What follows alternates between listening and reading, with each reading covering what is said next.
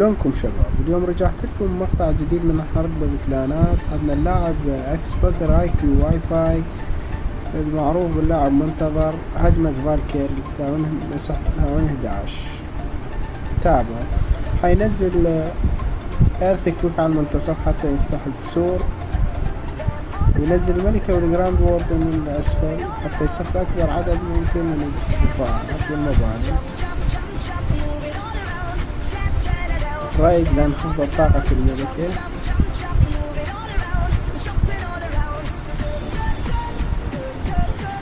ذاب جولم ووزردين للتصفية حتى ما يشطح الملك وحيفتح السور. خلطة جمب حتى يخلي الجيش ينتقل للمنتصف. تنطى خاصية الجراند ووردنج بين الفيرنوات حتأذي الفالكيري. نزل هوج من الجوانب.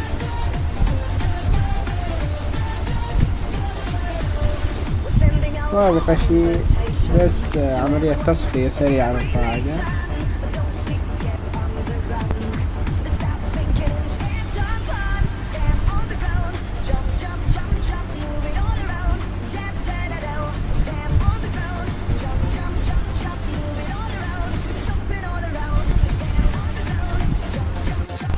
وهاي الهجمة الثانية نفس اللاعب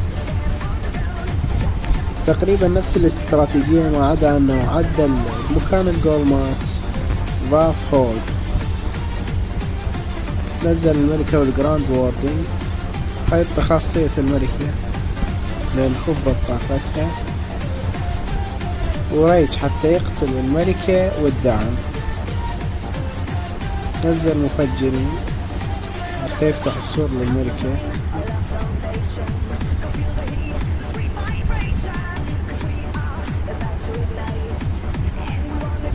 هينطي جامب حتى يدخل الجيش داخل القرية، وريج حتى يتخلص من الانفيرنوات بأسرع وقت. نزل الهوج من الجوانب.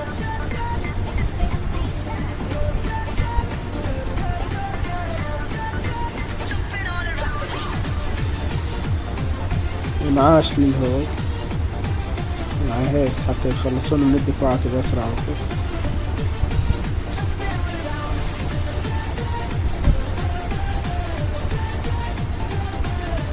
وبقت بس عملية تصفية سريعة.